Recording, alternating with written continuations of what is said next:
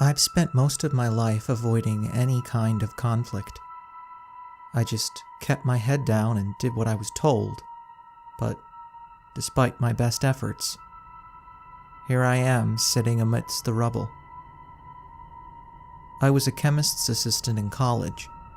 Then I fell into electrical engineering, and I just kept nodding my head and doing everything anyone told me until I found myself working in R&D for a multinational corporation. I just did my math and ignored everything else. Even ignored the warning signs. The military personnel that started showing up every few months, then every few weeks. The lab reports that got redacted the second they were sent off. And the worry lines that started to spiderweb all over the project manager's face. Nothing tipped me off. I had blinders on. The gravity of everything slapped me in the face one Monday morning. I wasn't feeling great. I was tempted to call out, but I dragged myself in. When I got to work, I could sense a tightness, an anxiety in the air. I thought it was just me and tried to shake it off as I swiped my card to get through reception. I hadn't noticed the small light blaring red as opposed to green until the wind was knocked out of me. Muscle memory had kicked in and I had tried to walk through the metal bar guarding the entrance. 2 of our security guards appeared out of nowhere. Security guards I knew by name. Security guards I'd had Christmas parties with and brought donuts in for. Security guards who are now brandishing large guns menacingly and shouting at me. Luckily, my project supervisor stepped in at the last second before they used me for target practice. My clearance now upgraded, I was suddenly escorted down the hallway by several large men. They looked military. I was ushered past the research lab I usually spent most of my day in, down countless flights of stairs, and into a dark, hangar-like room. I shielded my eyes as light burst from the panels high above. I was greeted by the stone faces of gruff-looking military and a few smiling, dead-eyed men in suits. The military and the suits were all sitting at a long desk on the far left side of the room. "Mr. Haberson?" I heard my name poured into the room like a spilled drink. An unfortunate afterthought. "Yes?" I squeaked. "Good. Mr. Haberson makes 10. Now that everyone is here, let's proceed." In the middle of the room, there was a sealed glass enclosure with people milling around. I recognized a few of the faces from daily exposure working with them in the R&D department. The door to the glass enclosure was opened, and I was more or less shoved inside. It was then that I noticed it was a one-way mirror, and I couldn't hear anything going on outside. Soundproof. Just our panicked, confused reflections staring back at us. Trying to collect myself, I saw the one coworker I actually talked to, Jimmy, and gravitated towards him. His eyes bugged out when he saw me. "Clancy? What are you doing here?" I didn't understand. What do you mean, Jimmy? What's going on?" I don't know. Just give me a minute." As the muscles in Jimmy's neck spasmed from the stress, I noticed something being squeezed in the large pockets of his lab coat. What's in your pocket, Jimmy?" I asked, less out of curiosity and more looking for anything to distract from the situation. He stopped and looked at me. Taking his hand out of his pocket, he revealed a small woolen monkey. It wore a tiny green scarf and had a little red fez affixed to its head. Jimmy looked at me sheepishly. "My great-aunt used to make one out of old socks for me every Christmas. I kept this one as a sort of stress toy." From its weathered look, the monkey was pulling double shifts, keeping Jimmy on an even keel. I was about to ask more, but the door to our pen opened up and 2 large men appeared.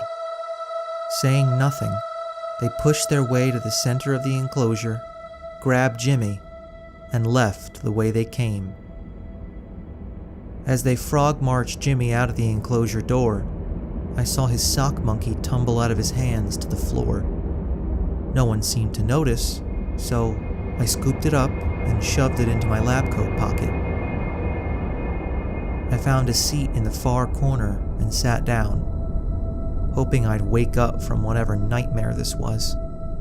There were no clocks, and my cell got no service, so I had no idea how long it was, but the doors opened again. The same 2 men appeared, waded through the crowd of twitchy researchers, grabbed my shoulders in vice-like grips, and marched me out the door back into the hangar. Jimmy stood in the center in somewhat of a spotlight. He looked like he'd been crying. He looked like he wanted to say something, but a voice cut him off before he could get the words out.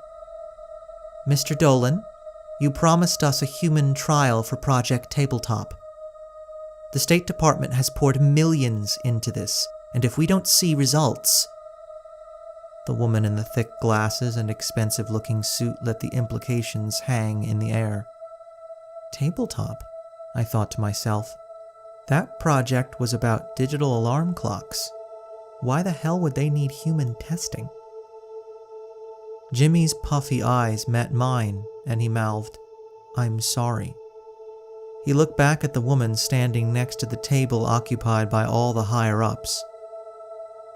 Apparently, that was the signal for those same large men to grab me and push me over to a large cylindrical chamber I hadn't noticed before on the far right side of the room.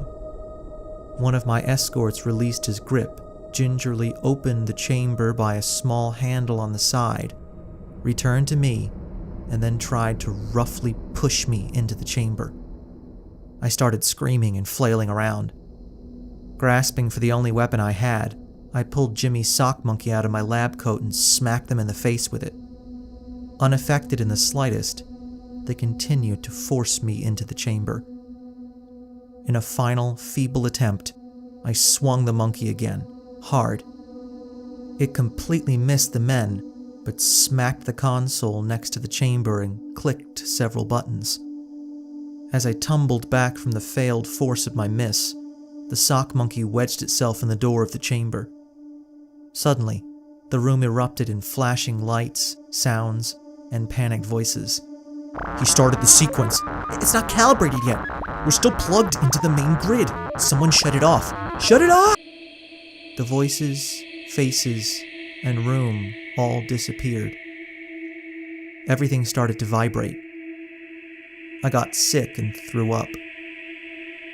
It got worse and worse until I just couldn't stop screaming.